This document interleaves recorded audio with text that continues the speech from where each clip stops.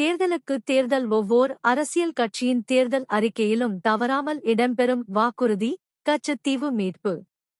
இந்த கச்சத்தீவை இந்தியா தாரை வார்த்ததற்கு பின்னால் கன்னியாகுமரியில் இருந்து வெறும் 35 கடல்மைல் தொலைவில் அமைந்துள்ள வாட்ச்கரை முக்கிய பங்கு வகிப்பதை குறிப்பிட்டே ஆகஸ்ட் வேண்டும் பல்லுயிர் பெருக்க புகலிடம்.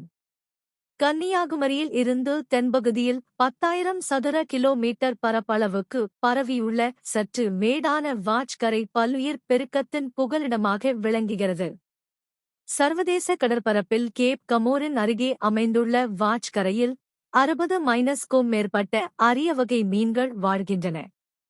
மேலும் பல கடல்வாழ் உயிரினங்களின் சரணாலயமாகவும் வாட்ச்கரை விளங்குகிறது. பல்லுயிர் பெருக்க புகலிடம். கன்னியாகுமரியில் இருந்து தென்பகுதியில் 10,000 சதுர கிலோமீட்டர் பரப்பளவுக்கு பரவியுள்ள சற்று மேடான வாட்ச்கரை பல்லுயிர் பெருக்கத்தின் புகலிடமாக விளங்குகிறது. சர்வதேச கடற்பரப்பில் கேப் கமோரின் அருகே அமைந்துள்ள வாட்ச்கரையில் 60-க்கும் மேற்பட்ட அரிய வகை மீன்கள் வாழ்கின்றன. மேலும் பல கடல்வாழ் உயிரினங்களின் சரணாலயமாகவும் வாட்ச்கரை விளங்குகிறது. பல்லுயிர் பெருக்க புகலிடம். கன்னியாகுமரியில் இருந்து தென்பகுதியில் 10,000 சதுர கிலோமீட்டர் பரப்பளவுக்கு பரவியுள்ள சற்று மேடான வாட்ச்கரை பல்லுயிர் பெருக்கத்தின் புகலிடமாக விளங்குகிறது. சர்வதேச கடற்பரப்பில் கேப் கமோரின் அருகே அமைந்துள்ள வாட்ச்கரையில் 60-க்கும் மேற்பட்ட அரிய வகை மீன்கள் வாழ்கின்றன. மேலும் பல கடல்வாழ் உயிரினங்களின் சரணாலயமாகவும் வாட்ச்கரை விளங்குகிறது. இந்தியாவசம் வாட்ச்கரை.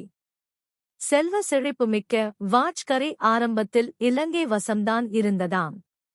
கடந்த 1974-இல் கச்சத்தீவு இலங்கைக்கு தாரை வார்க்கப்பட்டதற்கு பிரதிபலனாக 2 ஆண்டுகள் கழித்து 1976-இல் வாட்ச்கரையை இந்தியா இலங்கையிடமிருந்து சொந்தமாக்கிக் கொண்டது.